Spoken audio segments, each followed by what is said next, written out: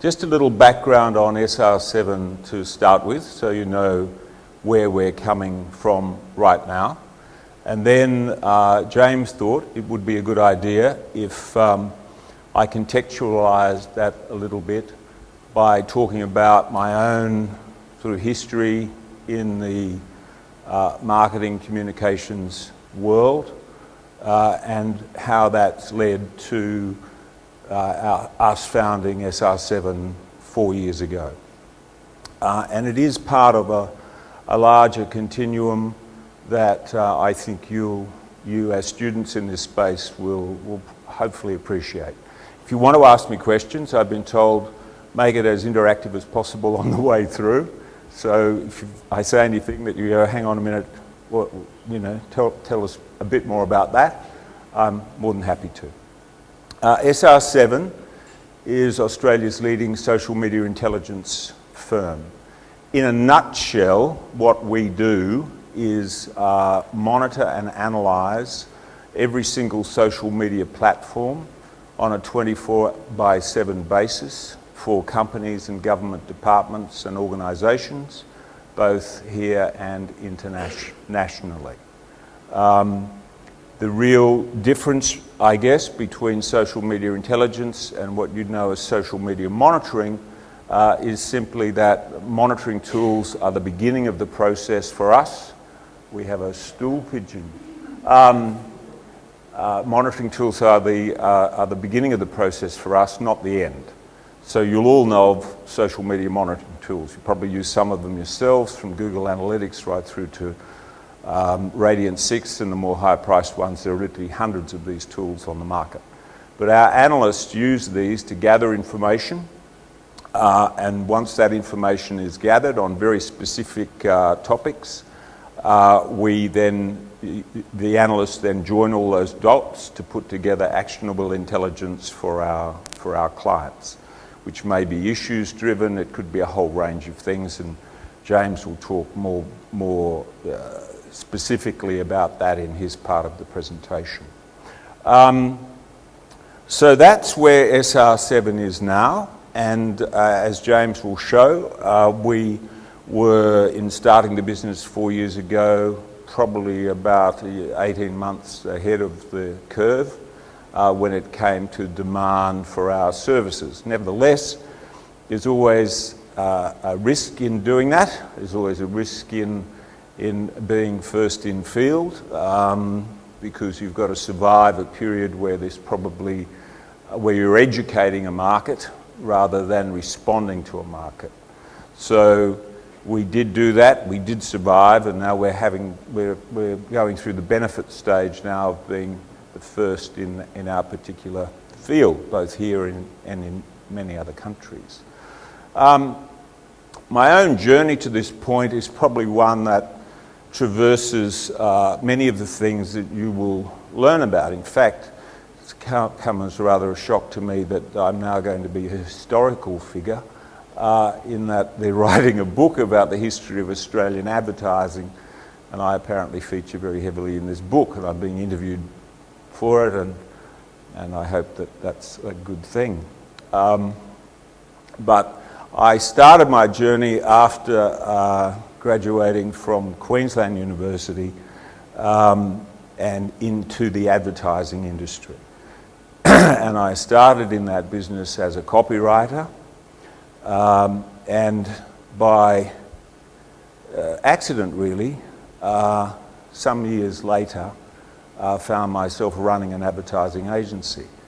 Along the way, I was the first winner of the International Advertising Association's Travelling Scholarship, which was a great boondoggle and kind of took me out of this country for a year, studying marketing and communications in a number of countries around the world, which is a good thing to do when you're kind of 23 years old. I moved to Sydney and started working for a large advertising agency as a creative group head. I was the only copywriter in the company that owned a suit, and this made me sort of a bit special in the creative department. So I was very frustrated with the inability of the management of the agency, which was fairly conservative, to actually sell the ideas I was coming up with.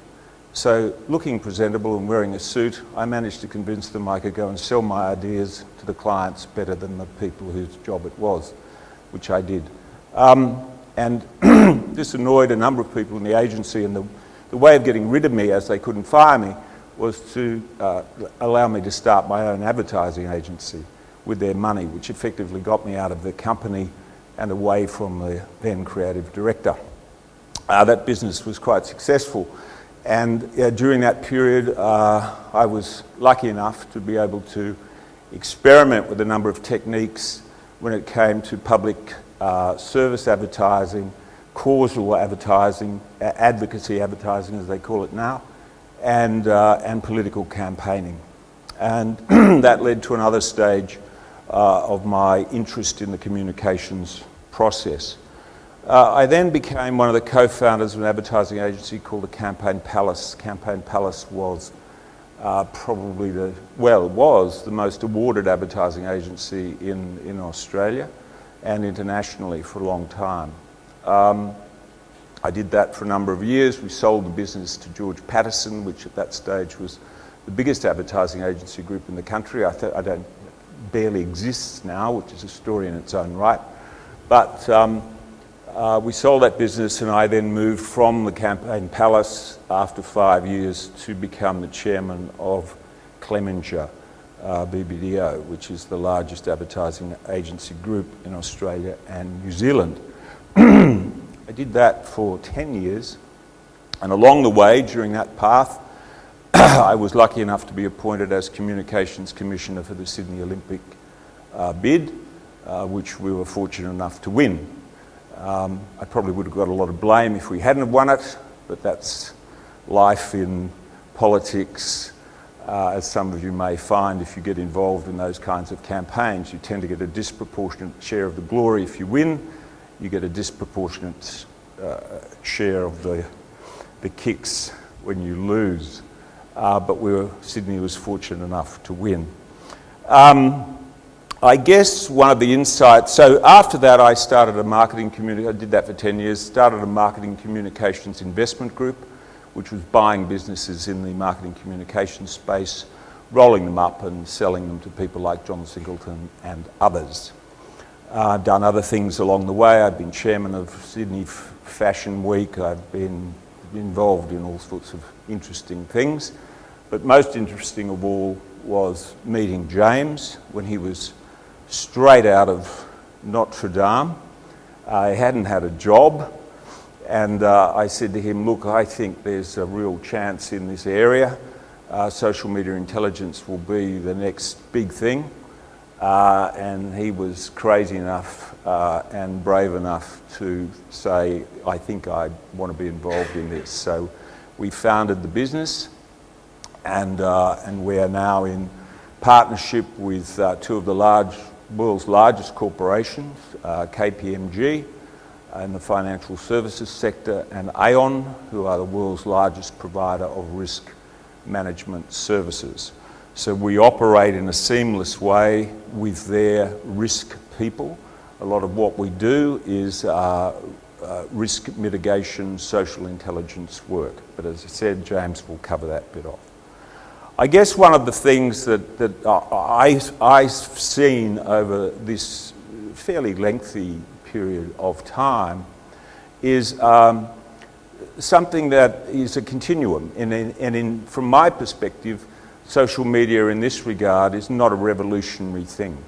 It is a simple continuation of something that has been happening in the communication space for around the last 30 odd years.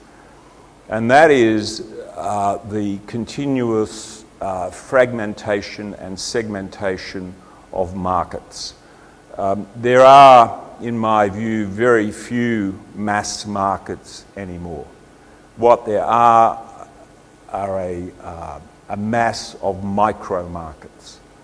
And many marketers have found it difficult to actually come to grips with this reality. This has been driven by the increasing sophistication of consumers in all parts of the world, and their need for choice and their need for empowerment.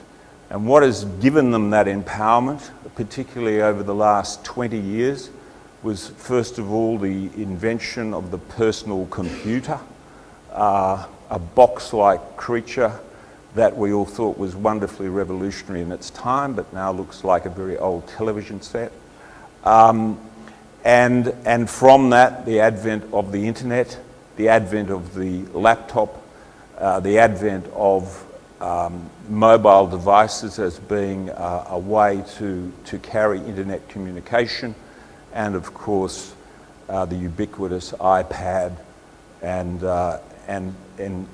then in turn, in the last 6 years, the revolution of social media.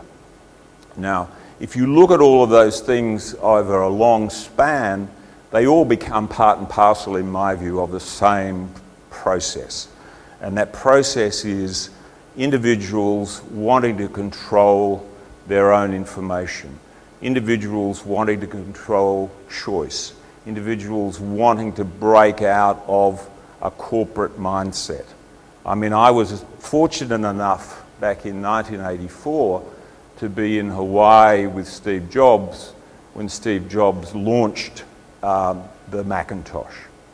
And the thrust of Steve Jobs' speech at this conference was the destruction of IBM as a corporate owner of computerized information. I mean, Jobs, in the end of the day, was a visionary and a revolutionary. He had an agenda apart from making money. And his big vision and his big agenda was the destruction of corporate America. It's hilarious in a way that Apple is now the biggest corporation in the world when it comes to valuation. But that nevertheless was Jobs' driving ambition, to empower individuals about choice and to take those choices away from corporate world.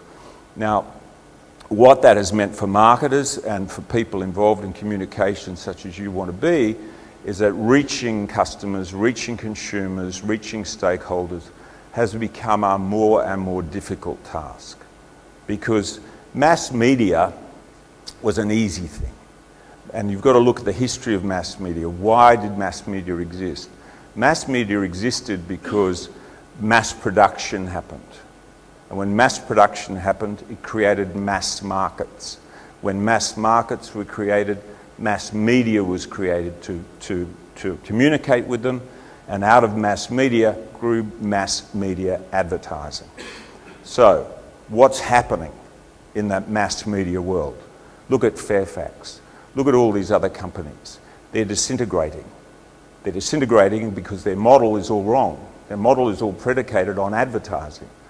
Their advertising model is broken because they're not reaching customers anymore in the numbers they used to reach. So the whole model is crumbling. And it's crumbling because, to a large degree, new mediums like social media are the mediums that people are using to actually communicate with one another.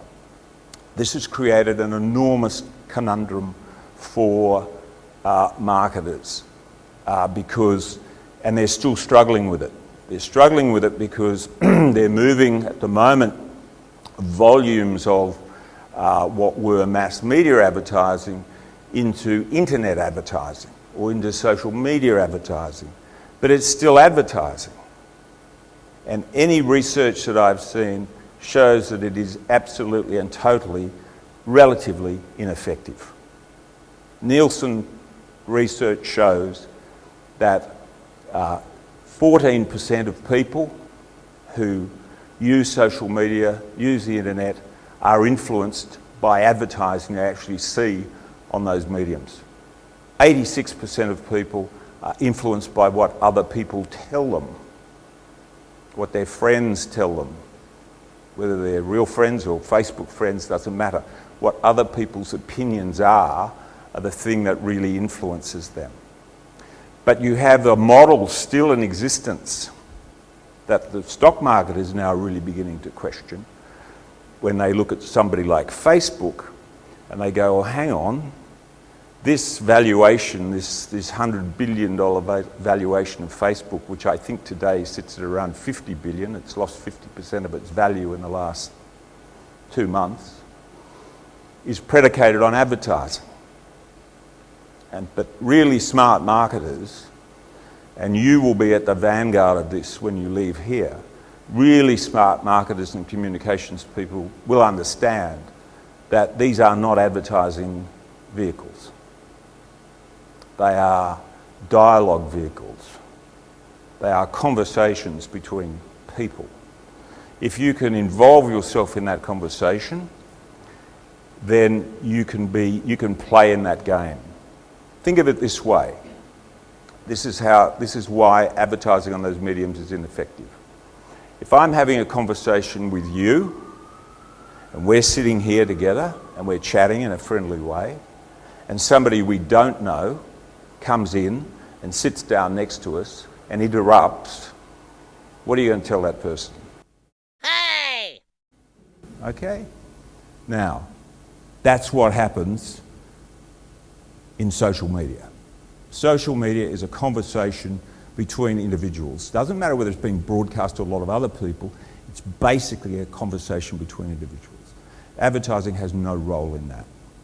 Joining in a conversation in a friendly way, introducing yourself, getting a point across, that becomes critical.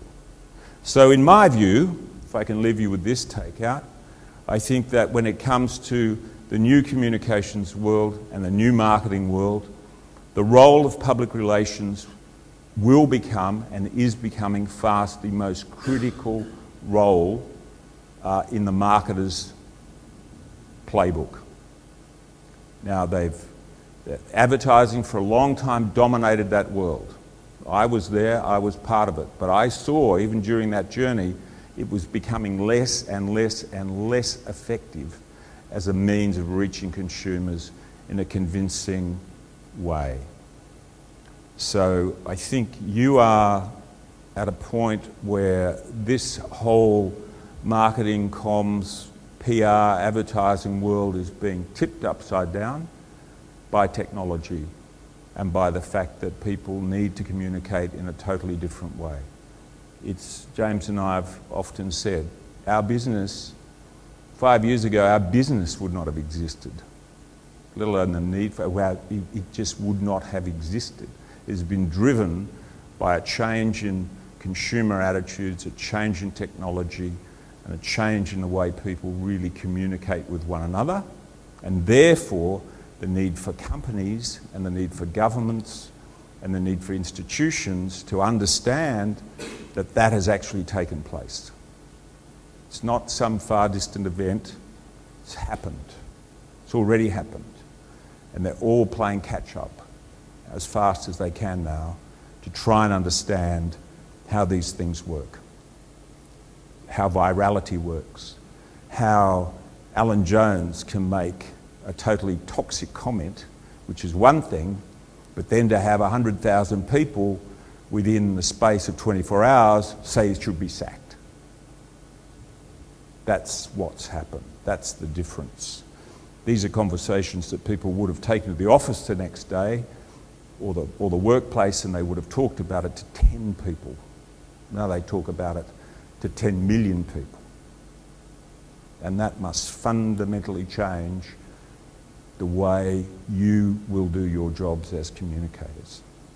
One of the classics that's talked about in the social media world is Nestle a couple of years ago, where Nestle was worldwide was totally unprepared for a very aggressive social media driven campaign against their usage of palm oil plantations in various parts of Asia. Greenpeace singled out Nestle. They had found out that there was a certain sort of orangutan that lived in this part of the forest, and that if the palm plantations, if the rainforests were mown down in order to make room for the palm forestation, then that particular orangutan breed would become extinct. That became the focal point of their campaign. They attacked in a very sophisticated way, started attacking Nestle over this issue on social media. Nestle had no response mechanism in place, absolutely none. Their first response was to attack back. Not a smart idea, and not with facts, but in an emotionally charged way. That only created more mayhem on social media, more people joining in, more petitions. Nestle's reaction to that, withdraw, completely vacate the field. And one thing that we have certainly learned in the social media field in this area is you cannot vacate the field. You have to be there, you have to have a voice, you have to start engaging in a dialogue with people. But they didn't, they retreated, they ran away. They then lost it completely from a corporate point of view. They caved in. It wound up costing Nestle hundreds of millions of dollars, both in loss of sales share, loss of their share price, and also they've had to set up a special foundation for orangutans, and they've had to set up and alter their whole supply chain way of doing business, alter the way they use the plantations, alter the way they treat the rainforest, etc., etc. So it's been a massively expensive exercise, driven principally by, first of all, the one thing we say to clients, you've got to know what people are saying on social media. You must know. You know, so many corporations and government departments are literally flying blind. There could be literally tens of thousands of people out there talking about a particular issue and being extremely passionate about it. And you, as a corporation or a government department, need to know what those people are saying. Yet everybody seems to think, some people, that social media is operating over here in a bubble and there's the rest of the world over here in the real world, in the traditional world, that is somehow disconnected from what is happening over here. It's nonsense. It's all part of the same thing. All part of it. And particularly now in what we call the 24-second opinion cycle. It used to be a 24-hour news cycle. Okay? It's hard to say there's a lot of news anymore. There's a lot of opinion because everybody is a journalist. Everybody has a self-publisher. Everybody has the right to get on and talk about their particular subject of interest on the internet.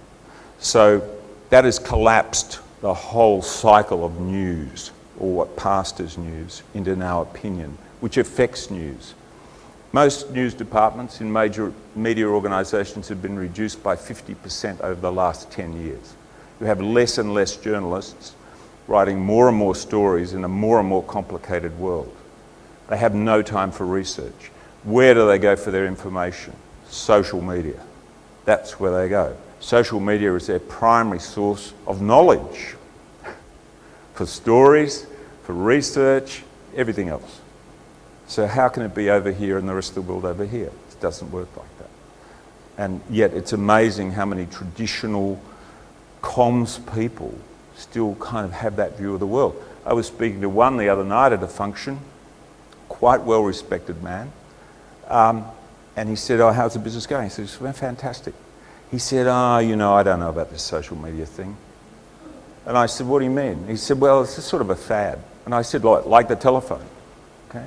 So, and I said, well, what happens when you advise your clients on this? He said, I tell them to ignore it. Gee, I'd love his client list, you know. It's a bizarre. Now, part of that is generational, but part of it is just stupidity. You know, it's just ignoring what is real.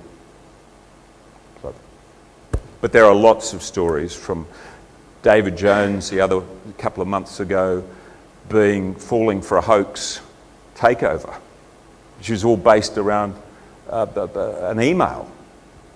And then somebody on social media going, oh gosh, they're being taken over, and whoa. And then you've got the board of this company actually taking seriously something that if we were working, we would have found out in 5 minutes. I was in advertising from the sort of the early 70s through until the late 90s. Along that way, I've got to say I was never an absolute, I became less and less an advocate of advertising and more an advocate of public relations as an effective way of reaching people.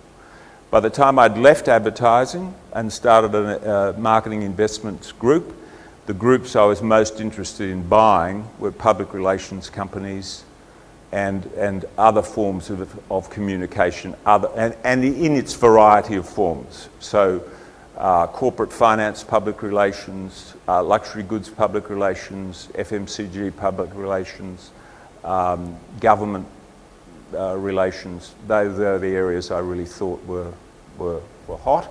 And as I said, social media is really an extension to a degree of those things.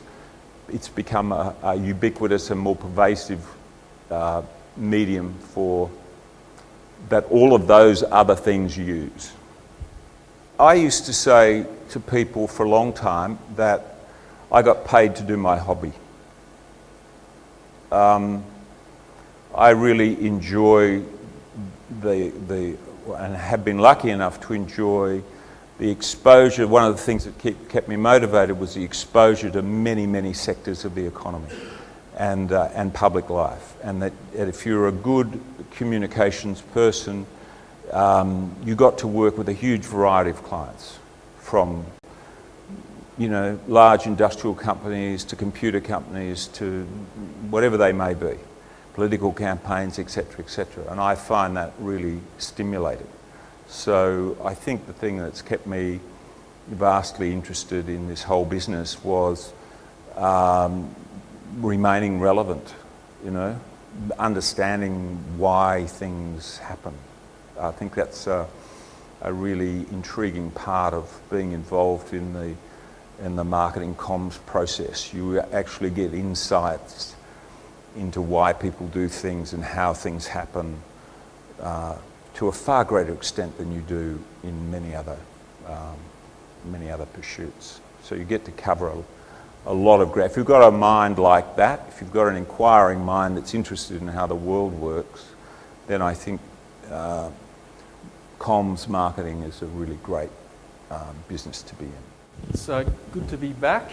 I sat on the other side of the line, finished here in 2008, sat up the back there, awake through most classes, so it was good. You can see obviously why it's such a pleasure to be able to have founded SR7 with Greg back at the end of 2008. He is sort of the yang to my yin, and has a lot of experience that I can bounce off. So I thought what I would do, our session was called Social Media Analysis and Social Media Research. That encompasses a multiplicity of different things depending on what client we're talking to or what we're doing at that particular point. But what I thought I'd do is focus on two particular aspects within social media that are going to absolutely explode and in our opinion will rock the marcoms and advertising industry in the next couple of years, and they revolve around legislation and regulation put down by the ACCC and the Advertising Standards Bureau, which to date have kind of flown under the radar for a lot of marcoms professionals, and I think in part because they don't want to acknowledge the reality of what has actually been said. But we'll jump around a little bit. Please just put your hand up or yell out if you've got anything that you want to say. Just thought I'd touch on this slide. Greg mentioned a lot of it was about timing, and you can see there we started at the end of 08, beginning of 09, and in Google Trends, the word or the sentence social media risk didn't even register. And you can see since then it's taken off. The dips illustrate Christmas time when search isn't as high on Google. And then the drop-off most recently is because they haven't got the data for September. But nonetheless, I think it's a really important thing for Marcoms professionals to acknowledge, in that social media risk has become part of the game. There was a huge rush to get on board as far as social media marketing is concerned, and it's a vital element of it. But acknowledging the risks as a PR professional and an advertising professional is critical, and something that we've really honed in on.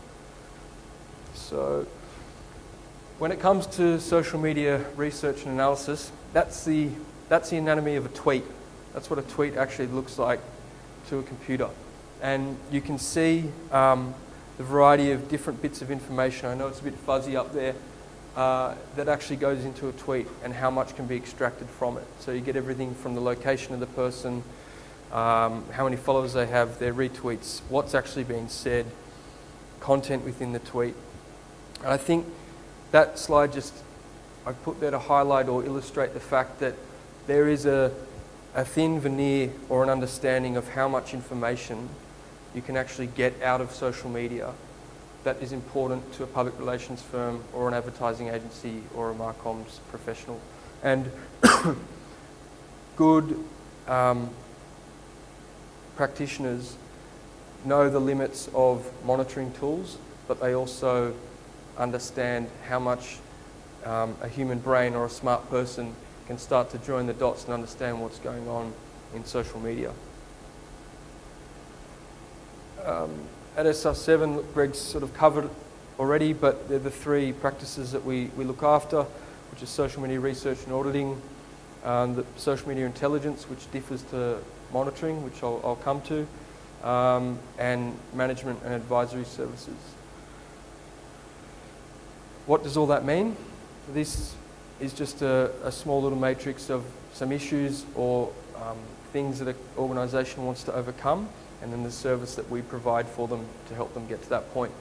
So as people entering the workforce, if you're going for an interview at a Marcoms agency or wherever it may be, these are the sorts of things that if you can say, look, I have an understanding of them, or I know how they might work, or I'm at least interested and have a grasp of them, I'm sure will put you ahead of the pack. Just some stats to illustrate the growth of social media in Australia. 12.5 million Australians using Facebook. I mean, you could go on about stats all day. I write a column for The Australian, comes out fortnightly, it'll be in on Monday. And the column that I wrote for this Monday was about Alan Jones and how social media applied pressure onto the the companies that were advertising on his program, and that would this public outrage have been quantified and had an impact if it were not for social media. And when you start to look at how social media can impact, as Greg said, issues like Nestle or marketing or communication campaigns, as well as the ability for somebody to make money through their broadcasting station, I think it's then when companies and individuals start to acknowledge that it's much more powerful than what is immediately considered, which is, let's just go out and do a social media marketing campaign and get some click-throughs to our website and hopefully sell some products. But it's much more than that. And when you start to join the dots and understand the role that it plays and the interlinking of social media with everything else that happens in marketing communications, it's really only then that you start to get an understanding of the knock-on effect or the ability of it to influence other elements of the business that initially might not have been considered. Pardon me. Just a quick look at the digital commerce market for 2012. And this plays back into the importance of social media research. When we start to look at the sheer dollars that are involved in online sales at the moment, and going back once again to Greg's point about the ability of recommendations and comments on social media to influence purchasing decisions above paid ads, it's then that companies start to realize how important the actual comments that are on Facebook pages, the comments that are on blogs, the comments that are in forums have on purchasing and what happens in the brain when someone goes to buy something, whether it's a JB Hi-Fi or Harvey Norman, and the role that comments have to play in that. Interestingly, not many people consider, you think of Westfield down the road at Centrepoint. I think as a global total, 5.5 million shoppers go through per annum, whereas eBay has 7.3 million visitors for the year. So the numbers are starting to stack up, and people are understanding that they need to pay a lot more attention to perhaps what's happening in the online world, just as much as the paid ad they put in the newspaper. More interesting is the 45% researched online but bought offline issue. And when you start to think about the fact that there's, for instance, a black market on freelancer.com where people are paying people to go on and write reviews, not only positive reviews, but negative reviews about their competitors' products and services. It's that starts to bring into mind the ACCC, where they go, hold on a minute, we've got to start looking at what's going on in social media and perhaps apply some regulatory framework to it. So people thought, oh, here comes the regulator, they're going to crash the party, they're going to put in all sorts of draconian rules and regulations that are going to stop us doing what we're doing. To one extent, yep, they've made it a little bit more difficult, and I'll get to what actually happened. But conversely, when you look at the money that's flowing through the e-commerce market and the fact that people are manipulating it through social media commentary, you can understand why it's something that they've had to consider. Just a quick slide from our friends at KPMG. So the perceived versus the real impact or risks associated with social media. And I've terribly formatted the bottom right slide, but the white is the perceived versus experienced benefits of using social media. So typically when we're going around doing presentations, you need to acknowledge both. You need to say, look, there are risks involved, and quite often the experienced risk is more so than what they perceived it to be. So that's important. Shit hits the fan more often than not. But by the same token, the perceived benefit often outweighs the experienced benefit. I'll skip through that, but typical problems and concerns that executives around Australia find when it comes to social media. As you go through each stage, so content, stage 1, connect, stage 2 and 3, collaborate, that illustrates the, I suppose, how well or professionally an organisation is using social media. First stage, we'll get on, we'll broadcast and we'll tell everybody, we've got to say along. But as it moves through to the third component, where they're starting to use social media research to inform their business practices. So we're bringing a shoe out if we're Nike. Let's go onto social media and find out what people think about our current range and what can we do, how can we input that into our product development. You guys know this, the 3 colours illustrate our different personalities online, I suppose, and the blurring of it. So historically, you didn't have an online profile. You were just who you were when you went to meetings. You were who you were when you were talking to your friends in the street. But now, you guys can look me up on the Google and find out whatever you want to find out about me.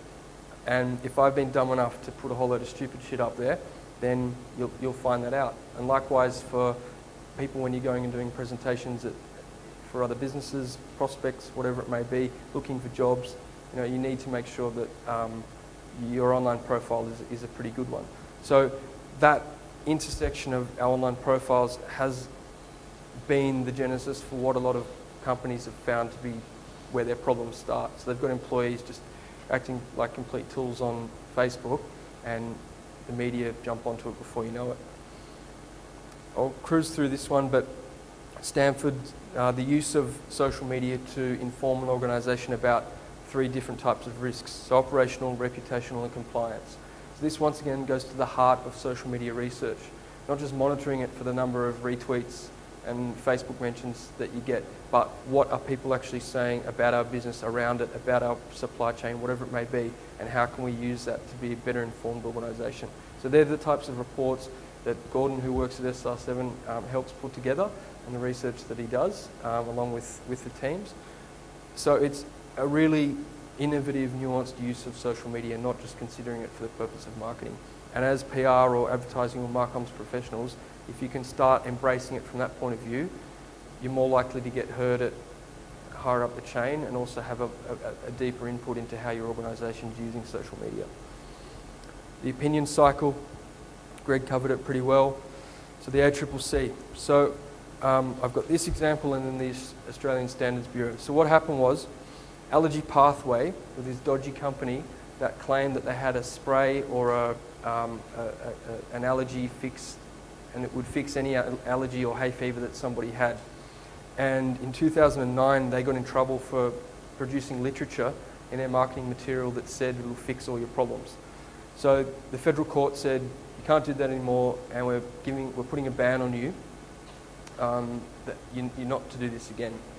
Fast forward a couple of years, 2011, what do you know, they've got a Facebook page.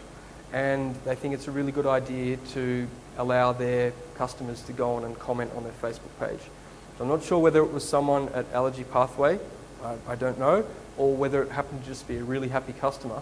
But they went on the Facebook page and they said, this is the most fantastic product you can buy, it's brilliant, it'll fix up all your problems. And they left it there in full knowledge that that wasn't actually true.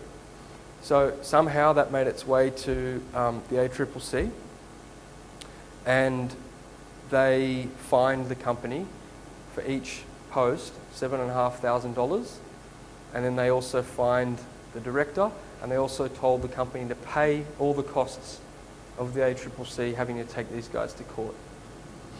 So I've tried to find them online, and they're not there anymore. So I don't know whatever happened to their company. But the fact is, this was the first example of the ACCC saying we are going to take note of what's happening within social media, and that just because it operates within social media doesn't mean that it's immune to the code or the Fair Trade and Practices Act that exists to other forms of advertising. Then came along the Advertising Standards Bureau and their big Barney with VB, Foster's and Diageo that look after Smirnoff vodka.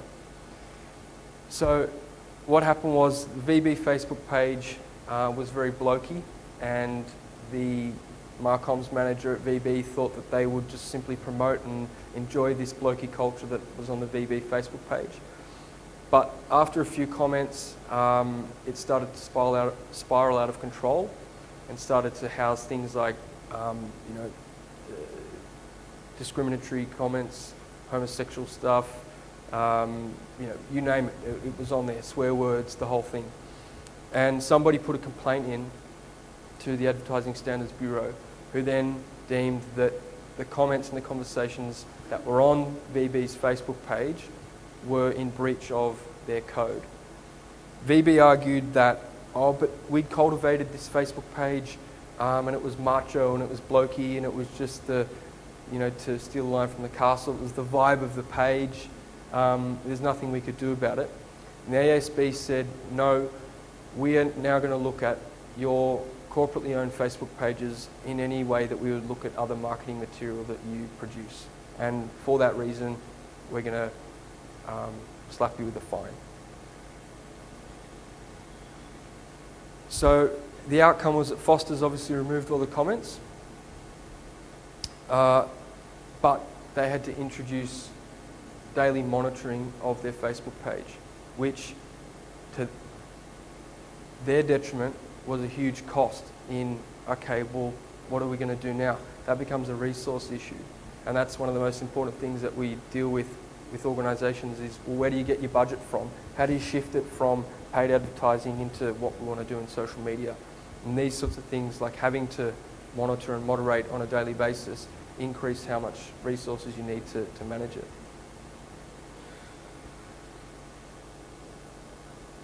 I'll just quickly, the Diageo example. So that was, Smirnoff said, yeah, upload photos. It's an easy win for Facebook pages. We'll increase the engagement on the page, we'll get more likes, and we'll sell more products. So they had a bit where you could upload photos of yourself drinking a Smirnoff. The problem was underage kids, out on the weekends started uploading photos of them absolutely blind with the Smirnoff thing. So another complaint went off to the ACCC, and they got in a lot of trouble for allowing underage drinking and glorification and so on and so on. So the outcome was the ACCC said, we'll give large organisations 24 hours to repair, moderate or monitor their Facebook page. And if there are comments on there that breach the code or the act, then you're going to get a fine. So they haven't gone any further to define what a large organisation is, or when they're going to be looking, or when they're going to come after organisations. They've simply said, this is what we're going to do. So as a marketer or as a public relations professional, if you're in charge of looking after the social media activities of your organisation, you need to acknowledge, well, who's monitoring it? What's the moderation process? How do we go about managing this? Do we have enough money? Do we have the resources? Do we have the time? What constitutes a negative comment? And the list goes on. But the relationship with who looks after social media then comes into play. So there's a lot of politics and argy-bargy about where is it housed. Is it internal? Do you farm it out to your agency? Does the advertising company look after it? Does PR? Does public affairs? Who looks after the social media assets? And what happened in the Diageo case was it fell through the cracks. So there was a blame game between the agency and the organisation saying, well, you came up with the campaign, and what, you mean to tell us that you weren't moderating it, you weren't looking after it? And they said, well, it wasn't our responsibility, we just came up with a great idea, that's what we do. So there is this tension with who's going to look after it and what's going to happen in the future. So typically, talking to clients and prospects out there are the main components that go into making sure it doesn't happen. So the monitoring, understanding the flaws or the limitations in automated tools. So yeah, you can put a keyword search in like you do in Google Alerts, but people often spell wrong, sarcasm, context. It is not the be-all and end-all, it is not the silver bullet in monitoring social media. Huge role for community managers. So if I was back at uni, I'd probably consider some sort of business that helped organisations for a low cost manage what was going on their social media pages. That'd be an idea to look at. But also in skilling up and trying to get a job, having that as a part of what you could do would also be a pretty good thing to bring to the table. Guidelines, so house rules for people using particular social media pages, resource management, and then the cost involved. How am I doing for time? A couple of minutes. Other things that we discuss with clients. So what's the intended purpose of the social media channel? That is the number one question. People shoot off, we want to get on social media, we want to do a campaign. Yep, but who are you talking to? Why? What's the purpose? Is it the community? Is it your customers, key stakeholders, government, industry, who, what? How do you want to do it? Because that dictates the content, it dictates what you need to do, and it eventually dictates the strategy that you need to put together. Time frames, so short, medium, long-term goals. We might go with Twitter first, then set up a Facebook page, then start to use social media to inform what we're doing. Content, so who signs it off, who writes it. The ACCC are also looking at the providing of incorrect information through social media. It can be an issue as well. User expectation management. So you guys have all seen it. You go on a Facebook page, people don't care if they tell you to go and ring up a hotline. You just want to go on the Twitter account or the Facebook page and say, I've got a problem with my phone, fix it. People don't really care about old school ways of managing or dealing with customer relationships. They just want to get it done through social media if it's quick and easy. So the resourcing of that internally is also another issue. And then how do you manage it? So is it a hub and spoke model? Does headquarters look after social media, but what if it's an organisation that's spread around the country? Does each little satellite office have its own, or is it managed centrally? So those are the sorts of things to think about. some of the work we do. So this is for a client, how to manage with, or basically with trolls on the Facebook or the Twitter account. So there is a science to it.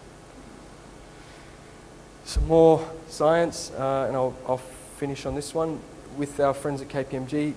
So if an organisation, whether they're at the early days of social media or they're advanced, what do they need to do to go from what they're doing at the moment to best practice? And this sort of thing here is the type of framework that we'll put in place for an organisation. And you can see there that there is a fair bit of science and rigour into what makes a good social media setup and asset for a company. And this is the sort of, in the 4 years that we've been going, it's gone from amateur, novice, right through to a very considered, almost scientific approach.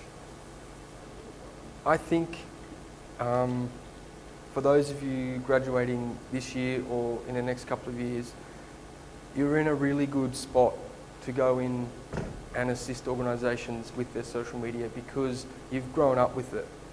And to your point, it's not, for you guys and for me, it's certainly not a shiny new toy anymore that you kind of go, well, there's 1,000 comments on that page and we've got to respond to all of them. I mean, the ACCC is saying that you've got to monitor and remove all the bad ones. But what there is a shift towards is companies actually starting to selectively think about how are we going to use social media and do we need to just be on it for the hell of it. And I think industry to industry varies. I mean, you can't sell coal through Facebook, so why would they have a Facebook page? But they might have it because they want to communicate with communities that they're working in or working around. But the risks associated with it is that that's a really emotional, highly charged subject. So people will just go on there and berate the company and whatever it might be. So it comes back to risk and reward, and I think what we're finding is that companies are considering more, well, what are we doing on here and why do we want to do it? And then trying to work backwards from that. Because in the past couple of years, everybody was just, let's just get on. We need a Facebook page. You know, Bob down the road's got a Facebook page. We've got to get on Facebook right now. And they did, and then they found that all the consumer or our customers use this for however they want to use it, whether it's complaining or some other use. But it'll be interesting to see what the uptake is of purely a Facebook page and whether more companies are selective and go, well, we just want to use Twitter, or we're looking at Tumblr, or we just want to have a look at Pinterest or whatever it may be. So, you know, it varies. But I think certainly now more than ever, people are looking inwards in organisations going, what are we really here for on social media? How can we actually get something out of it? I don't think it's limiting what an organisation can post on social media. What they're trying to say is that it's not a standalone. Like, if you can't go on and say, if you put this oil in your car, it'll never break down, because you wouldn't put that on your other marketing literature. So the same should apply for Facebook. And they're saying the issue is that they want you to take responsibility for what your communities say on your Facebook page. And I think it's like insurance. You don't want to go on and have to look at them all, but you have to, because if you don't, then you might be the person that gets called out. But the other question, and this was my point in the column the other week, was if companies aren't looking at what their consumers are saying on their Facebook page, then are they just having everybody on in the first place? Isn't it meant to be about engagement and listening to your customer? So they should be monitoring and watching anyway.